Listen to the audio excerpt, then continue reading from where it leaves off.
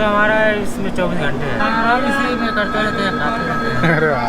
ये ट्रेन जो है कल 5:10 में पहुंचनी चाहिए थी, लेकिन लगता नहीं इतनी जल्दी पहुंचेगी। मैं आपको दिखा देता हूँ पूरा, मतलब यार गंदगी से भरा हुआ मतलब ट्रेन है यार ये।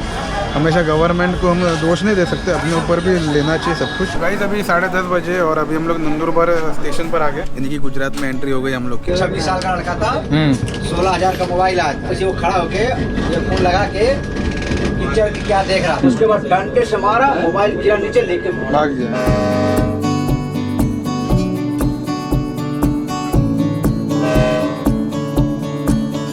गाइस बस फ़ोटो शूट सब हो गया, अब जा रहा हूँ 7 नंबर पे। मैं 9 नंबर पे हूँ फ़िलहाल। 9 नंबर पे मेरी ट्रेन आई थी वंदे भारत की, और अब जा रहा हूँ 7 नंबर उस तरफ।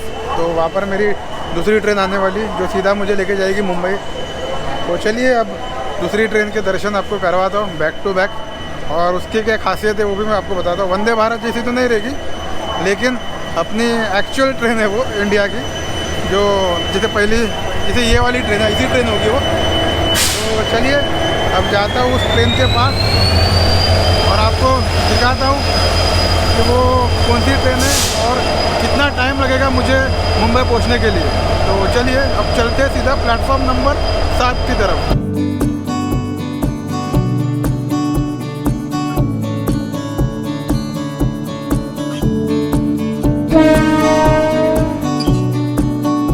गाइस मेरी ट्रेन आ चुकी है और प्लेटफॉर्म नंबर 7 पे आने वाली थी, लेकिन अचानक 6 पर आ गई। तो ये मेरी train Bandra terminus weekly express 15067। तो 3rd AC वाली कोच मैंने बुक किया है और B7 मेरा कोच नंबर है, तो अब मैं उसमें ही जा रहा हूँ। तो ये है B8 और मुझे जाना है B7 की तरफ। और सब लोग देखो इस तरफ आ रहे हैं, क्योंकि पहले प्लेटफॉर्म 7 दिखा रहे थे, लेकिन अभी प्लेटफॉर्म 6 पर आ गई ये ट्रेन। नहीं दिखाया कि स्लीपर आगे है। हाँ वही।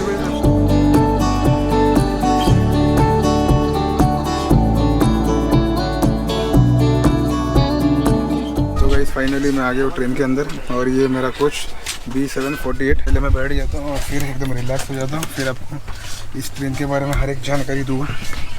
तो चलो मिलते हैं थोड़ी देर बाद।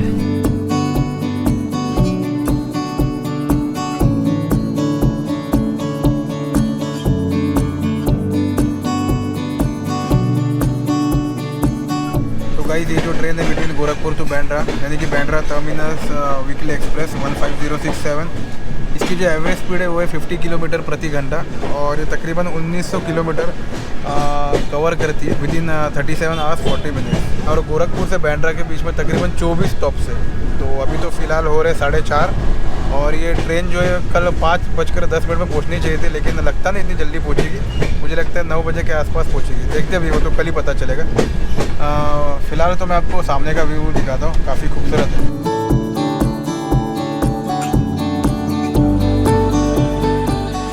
15067/68 Gorakhpur to Bandra terminus express उत्तर पूर्वी रेलवे क्षेत्र से संबंधित एक एक्सप्रेस ट्रेन है, जो भारत में गोरखपुर जंक्शन और बांद्रा टर्मिनस के बीच चलती है। इस ट्रेन में कुल 23 कोच है, जिनमें से 1 AC 2 tier, 3 AC 3 tier, 9 sleeper coach, 10 second class unreserved और 2 SLR यानी कि seating cum luggage rack coach है। और बाय द वे इस ट्रेन की जो टिकट कॉस्ट है वो सेकंड AC के लिए 2470, 3rd AC के लिए 1705 और स्लीपर्स के लिए 640।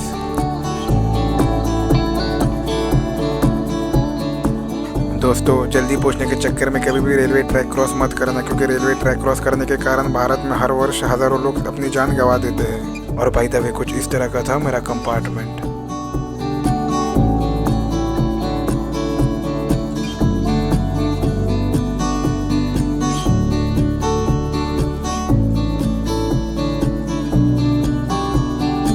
तो गाइस सुबह के 7:30 बज गए और बस अभी भुसावल जंक्शन से गाड़ी निकल चुकी है। तो अब फ़िलहाल तो टाइम पर चल रही है थोड़ा बहुत, अब देखते शाम को टाइम पर पहुंच पाती है कि नहीं। तो अब मैं धीरे धीरे करके आपको बाहर के व्यूज़ दिखाना शुरू कर दूंगा, और जो स्टेशन बीच में आएगा उसके बारे में भी थोड़ा बहुत बताना शुरू कर दूंगा। रात को मैं वीडियो नहीं बना पाया क्योंकि काफ़ी मतलब अंधेरा था और बाहर का कुछ दिख भी नहीं रहा था, लेकिन अभी सुबह हो गई है तो मैं पूरा आपको व्यू बताऊँगा और हर एक चीज़ पूरा डिटेल में समझाऊंगा आपको। और मेरा जो कोच है उसके बारे में भी आपको बताऊंगा कि कैसा है मेरा जो स्लीपिंग सीट है और जो पूरा कोच है वो कैसा है।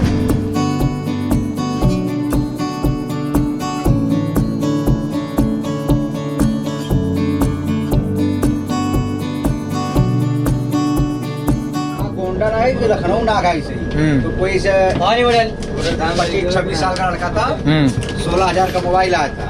इसे आप नहीं बैठे थे खड़े थे, उसी वो खड़ा होके ये फोन लगा के पिक्चर की क्या देख रहा था इधर दरवाजे पे। हाँ, और जैसे गाड़ी चल नहीं रही है ऐसे ही चल रही थी, स्लो रुक गया, स्लो चल रही थी। उसके बाद डंडे से मारा, मोबाइल गिरा नीचे लेके भाग गया। गाड़ी सारी चल रही थी और जैसे उसका डंडा मारा गाड़ी और फास्ट हो गई। अब उसके चक्कर में मोबाइल गिरने की ट्रेन छोड़ा। वो तो है इसलिए थोड़ा होशियार रहना पड़ता है। कभी धीरे भी चलती तभी भी थोड़ा होशियार रहना ही पड़ता है।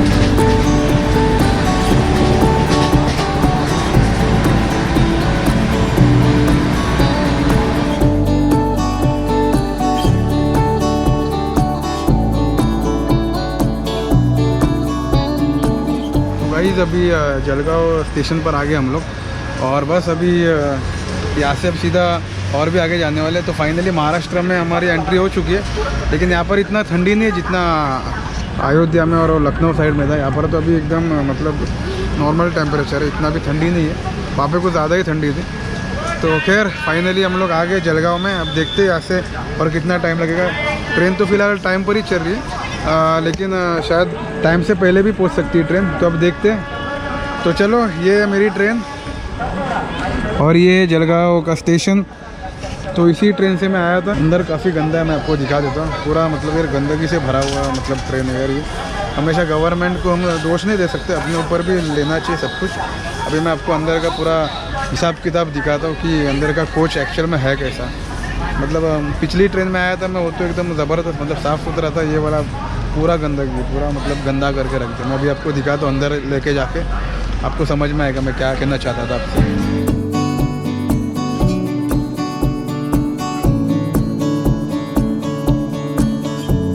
गाइस ये मेरा कोच और कुछ इस तरह का हिसाब किताब आ रहा जो मैं कह रहा था वही मैं आपको दिखाया अभी अंदर का पूरा सिस्टम हिसाब किताब। तो अभी जलगांव तो पहुंच चुके हैं। अब देखते हैं अगला स्टेशन कौन सा आता है, फिर उसके बारे में भी मैं आपको पूरा डिटेल में बताता हूँ। लेकिन इस तरह का है मेरा कोच। पानी बोलना, पानी बोतल, चाय चौधरी का चाय गरम भैया।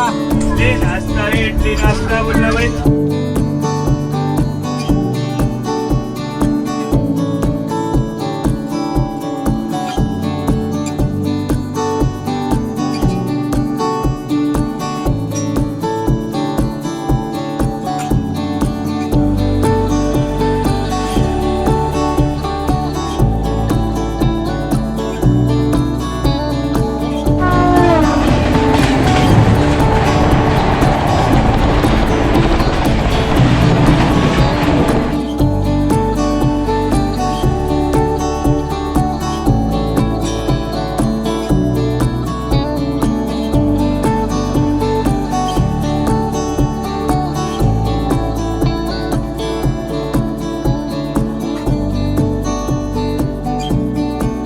गाइस अभी 10:30 बजे और अभी हम लोग नंदुरबार स्टेशन पर आ गए।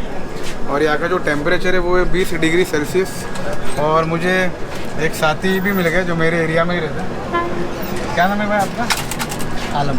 आलम। तो आलम भाई मिल गए, वो सेम जहाँ पर मैं रहता बस बगल में ही रहते मेरे। तो अच्छा अभी थोड़ा लग रहा है कि है भाई कोई तो है। तो एकदम बोर हो रहा था मैं कल से, तो अभी कोई पहचान वाला मिल जाता है।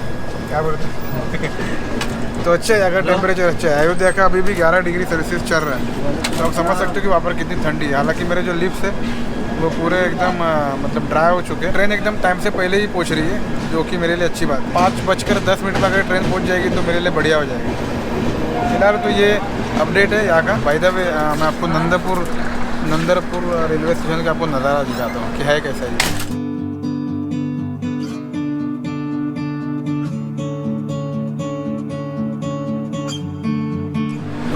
काफ़ी साफ़ सुथरा स्टेशन है ये। और यहाँ से मैंने अभी भुजिया लिया 2 और एक पात्रा लिया मैंने। पात्रा ऐसे कुछ है नाम उसका। तो बढ़िया यार, एकदम गरम गरम है, एकदम सॉफ्ट। 20 का 2 है और 30 का वो पात्रा जो है वो प्लेट है। तो बढ़िया।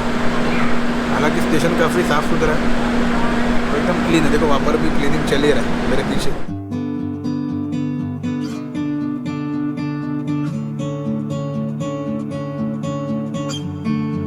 क्या नाम है आपका? पवन कुमार। तो पवन कुमार हमारे कोच के अटेंडर है। तो बस यहीं पर ही है वो कब से। तो सीधा बैंड्रा राइट। आप रहने वाले का होंडा। होंडा। तो ड्यूटी कितने बजे से है?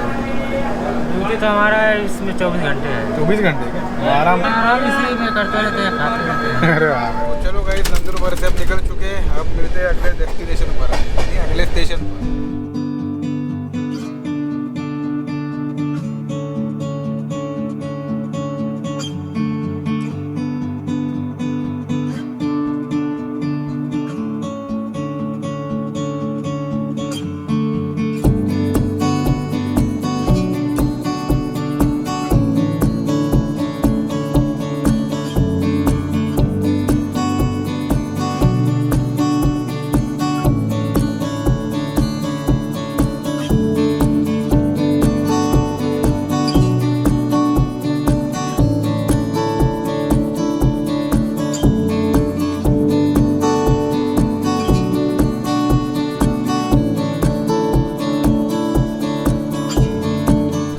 अभी हम लोग बेस्टन रेलवे स्टेशन पर पहुंच गए, यानी कि गुजरात में एंट्री हो गई हम लोग की। और बेस्टन यानी बेस्तान रेलवे स्टेशन जो है तकरीबन 10 किलोमीटर दूर है सूरत रेलवे स्टेशन से। तो अब बस यहाँ से अब सिर्फ शायद और 3 ही स्टॉप है। हाँ, 3 ही स्टॉप है। यहाँ से अब सीधा वापी, फिर सीधा बोरीवली और फिर सीधा बैंड्रा। तो फटाफट ट्रेन निकल रही है एक्चुअली। तो अब यहाँ पर थोड़ा ज़्यादा टाइम ले रही है, पता नहीं क्यों। तो मुझे लगता है शायद टाइम से पहले पहुंच जाएगी। 5:30 बजे पहुंचने का था, लेकिन मुझे लगता है 5 बजे शायद पहुंच जाएगी। अब देखते हैं। तो बस 3 स्टॉप दूर और फिर सीधा पहुंच जाऊँगा मैं अपने डेस्टिनेशन पर, यानी अपने घर।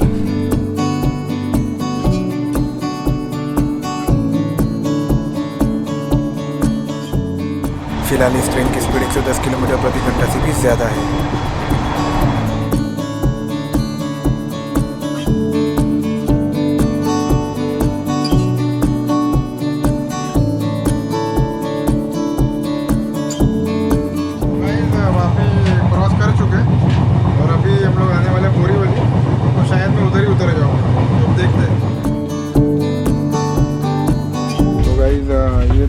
कोच पूरा इस तरह, और S47 मेरा बेड था, यानी साइड लोअर। तो बस यहीं पर मैं बैठा हुआ था, कल से यहीं पर बैठ के ट्रैवल कर रहा था मैं। तो बस अब आखिरी स्टॉप है, इसके बाद और एक है बैंड्रा, लेकिन शायद मैं यहीं पर उतर जाऊँगा। अब देखते हैं कैसा होता है। सफाई कर्मचारी ने लगभग आधा ही कोच साफ़ किया था कि इसके बावजूद इतना सारा कचरा निकला।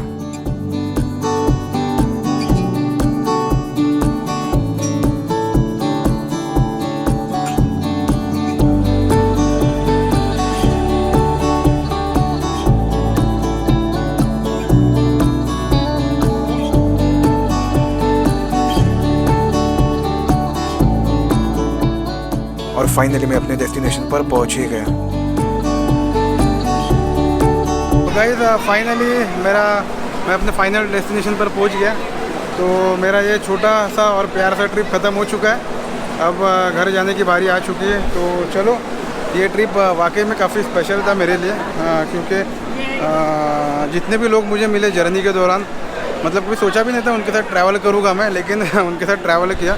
तो बहुत मतलब अच्छा ट्रिप था मेरा। जितने भी प्यारे और अच्छे लोगों से मैं मिला, फिर चाहे वो रोहन, रोहित या फिर नीलेश जी या फिर हरी भाई या फिर और भी न जाने कितने सारे लोगों से मैं मिला जिनको आपने देखा होगा। उन्हीं की वजह से ये ट्रिप मेरा काफ़ी सक्सेसफुल रहा। अगर वो नहीं रहते तो मेरा ये ट्रिप सक्सेसफुल हो ही नहीं पाता।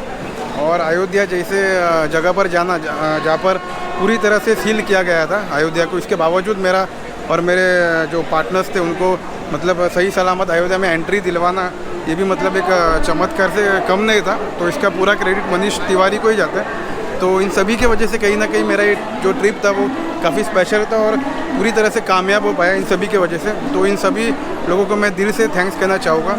और अगर आपको भी मेरा ये वीडियो पसंद आया होगा तो जितना हो सके उतना शेयर करना लोगों के साथ, ताकि ज़्यादा से ज़्यादा लोगों तक पहुँच पाए ये वीडियो, और वो भी कहीं ना कहीं मोटिवेट होकर अयोध्या जा सके और वहाँ पर जाकर राम मंदिर विज़िट कर सके, क्योंकि यही मेरा मोटिव था इस वीडियो को, यानी इस सीरीज़ को बनाने का। तो चलिए इसी नोट पर मैं ये वीडियो एंड करता हूँ और मिलता हूँ किसी और ट्रिप पर, किसी और लोकेशन पर। अब कहाँ मिलूँगा वो तो नहीं पता, लेकिन मिलूँगा ज़रूर, कंफर्म मिलूँगा, और अब तो आते ही रहूँगा मैं। तो चलिए मिलते किसी और ट्रिप पर, किसी और लोकेशन पर। Till then bye from Mumbai. Guys अभी रात के 8 तो एक दिलचस्प बात है। हाय, बहुत बढ़िया। देखो कितने खुश है, खुश हमारे साथी बहुत खुश है। और फिर मैं आपको बता देता हूँ, और वहाँ पे बंदर तो यहाँ पर है ही। मम्मी मैं राम मंदिर आ गया। नींद आ रही। तो अयोध्या में मेरे से बात करने हो भी नहीं रहा, इतनी ठंडी है। एक्चुअली मैं बात करना चाहता हूँ लेकिन हो नहीं रहा। तो आज तो मुझे इतनी लंबी लाइन में खड़ी रहना, इतनी लंबी लाइन में मुझे खड़ा रहना पड़ता। ये सफ़र बहुत यादगार रहने वाला है हमारे लिए, बहुत यादगार सच में।